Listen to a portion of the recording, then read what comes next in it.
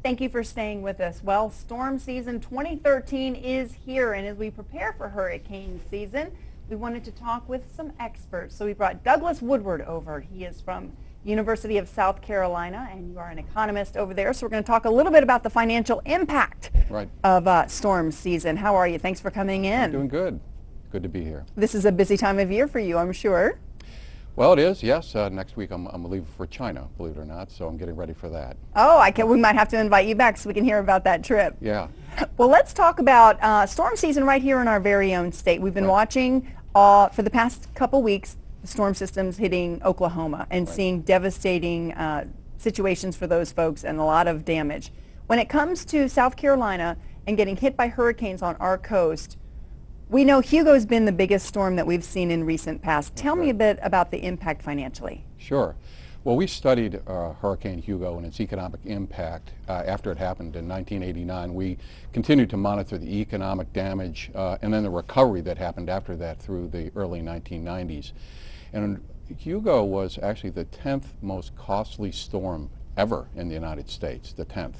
Really? Yeah, Katrina being the most expensive. But Hugo in '89, in today's dollars, would be about $10 billion worth of damage to our state. I mean, so that's incredible. That's what a major hurricane can do. I had no idea Hugo was in the top 10. I knew it was bad. Yeah, it's number 10. So the damage, was most of that were the storm surges that we saw coming up on Battery Park, stuff like that? Something like that, yes. Well, of course, Hugo hit Charleston straight on, so it couldn't have been a worse part of our state because there's so much of our population there and so many businesses were affected.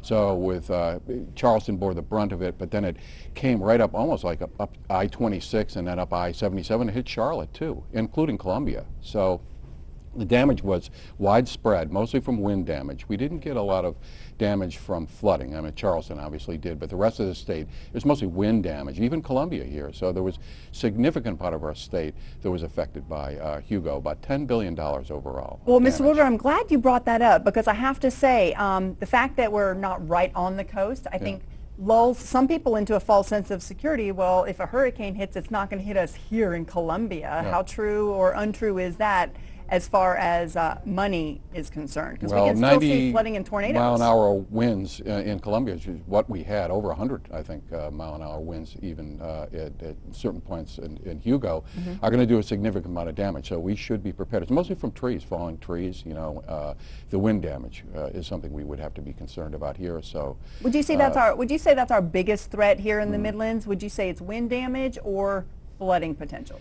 Flooding would be the worst, I mean, case scenario. If we got a lot of flooding, it does much more damage than the wind damage. You saw that in Katrina. Most of the effects there that lasted, that was so horrible, it came from flooding. And I think some of that is because wind damage can destroy a home, bring down trees and stuff, but sometimes people can salvage items from their home, whereas when a flood happens, everything, be it your pots and pans, your furniture, your clothes, your pictures, is destroyed. Exactly, yeah.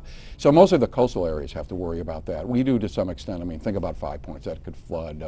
I mean, there could be potential flooding damage, but I think we would have to worry about the wind damage primarily if we had a major hurricane coming through the state. Okay, so keeping wind and flooding in mind, what are some things that people here in the Midlands can do to safeguard? We can't stop the weather from coming, we can't control it, we can evacuate, but when it comes to securing our finances and most of that surrounding our household, I mean, is it just about being properly insured? Yeah, absolutely. You should have insurance both for wind and for flood. It's the flood insurance that often people don't have. And what we saw in Hugo is a lot of people didn't have insurance, especially away from the coast.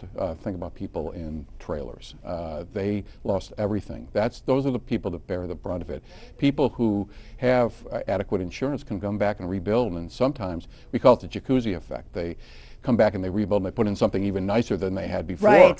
So that's what's happening along the coast. You have better homes built right in the same place that was affected by Hurricane Hugo. So if we had another storm like that, it would do even more economic damage because the homes are bigger. The value is higher. There you go. So I think the moral of the story is stay tuned to us here at Watch Facts so that you know when the storms are coming, and also call your insurance advisor and make sure that you have the coverage that makes you comfortable. Mr. Woodward, thank you for coming in. Thank you. My pleasure. All right. Have a great trip to China. We'll see you when you come back. Okay, thank you. Okay, we're going to take a break. Stay with us.